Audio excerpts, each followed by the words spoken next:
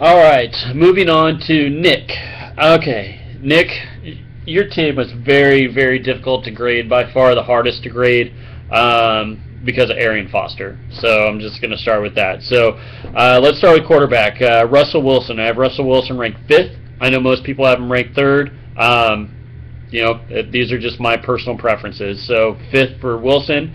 Running backs are going to be Adrian Peterson, Frank Gore, and Arian Foster when he comes back. I have him ranked number 1. Now that's number 1 even without Foster, but definitely solidifies it with Foster. Now at the time, it was a crapshoot. Nick didn't know when Foster was coming back, and neither did anyone else. So I think it was a fourth round pick.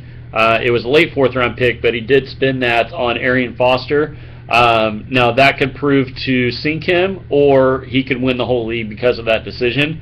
We will have to wait and see. But if you include a healthy Arian Foster with Adrian Peterson and Frank Gore, I mean that's easily number 1.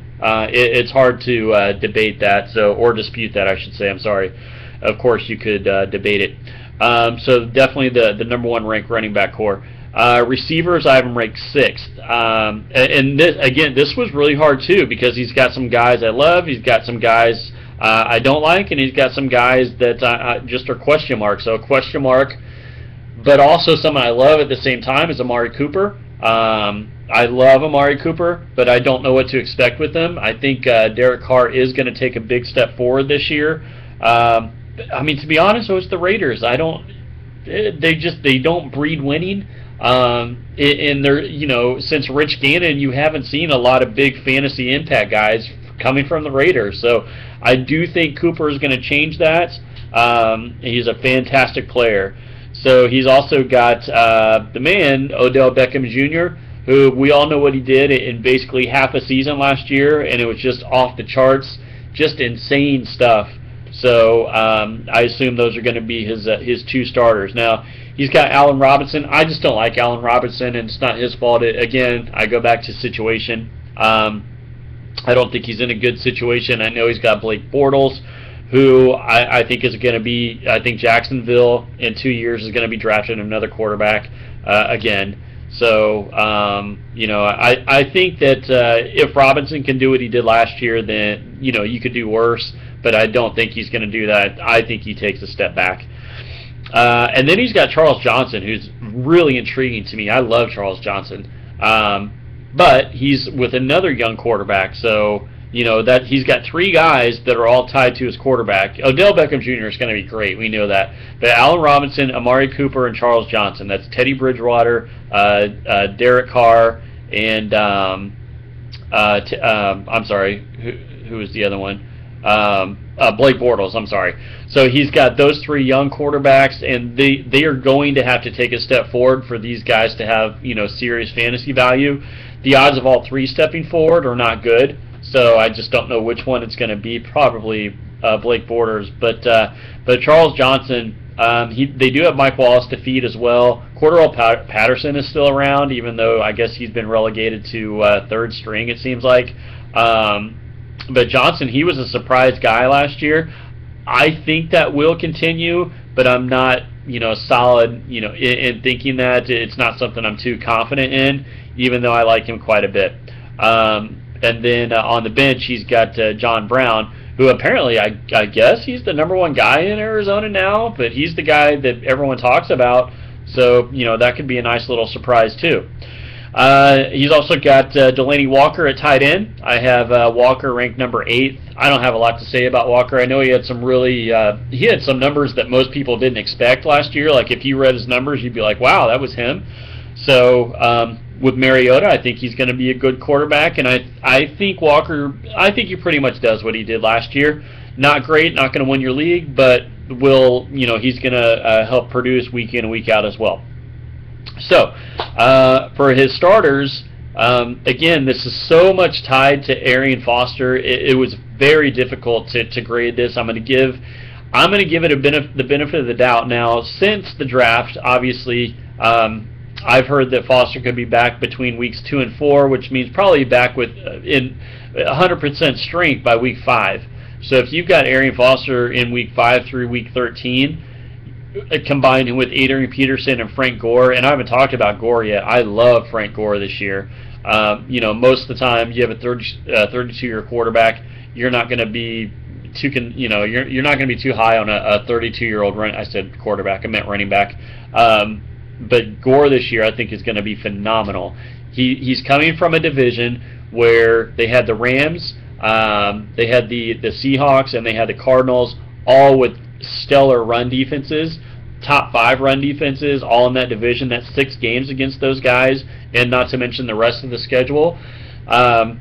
And Gore is used to running against 8 guys in the box, against top defenses. Now he's running against defenses that are scheming for the pass with 7, maybe even 6 guys in the box at times.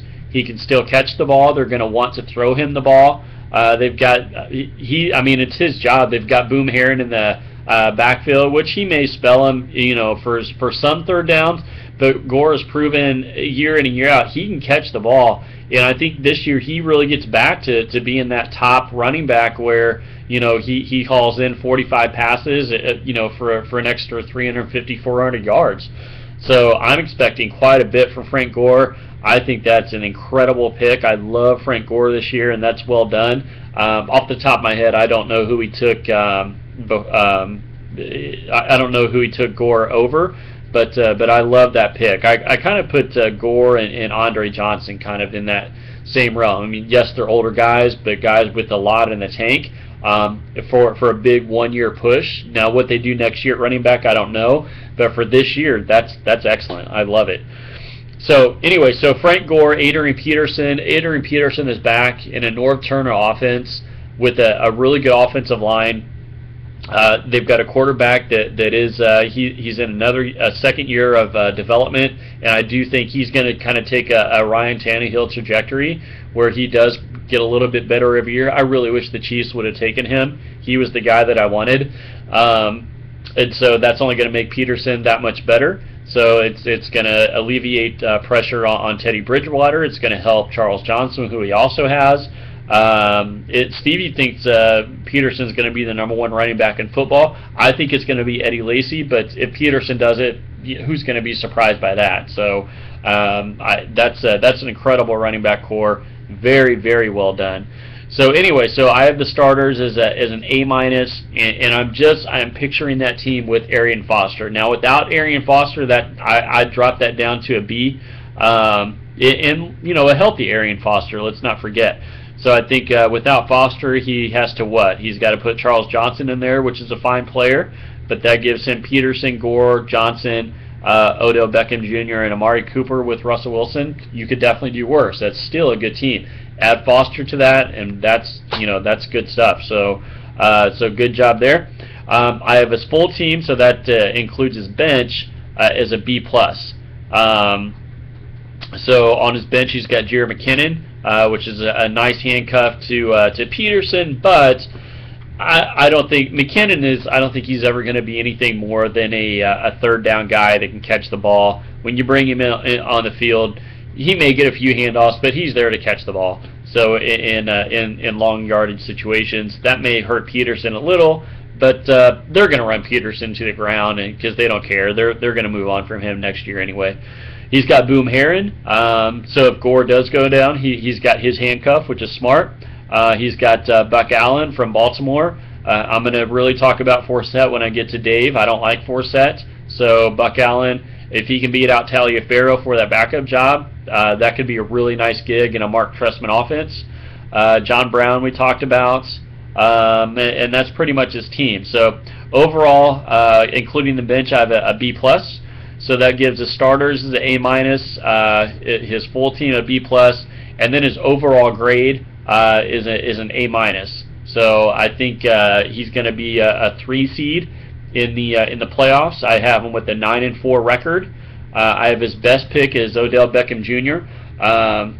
Maybe not so much his best pick is really probably Frank Gore, but a guy that I just can't believe fell to him.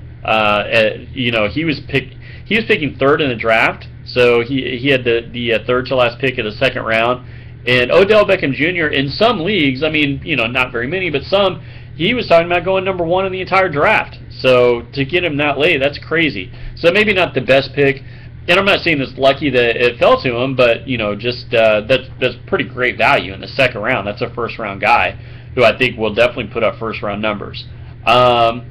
And this is so hard because I know I'm kind of contradicting myself, but I'd say his worst pick is Foster. I just think it's kind of like Andrew Luck, what a lot of people thought last year. I was not one of them. I thought Luck was a great pick, but maybe he could have got Foster in the next round. I'm contradicting a little bit, but even let's say that Foster doesn't come back till like week 10.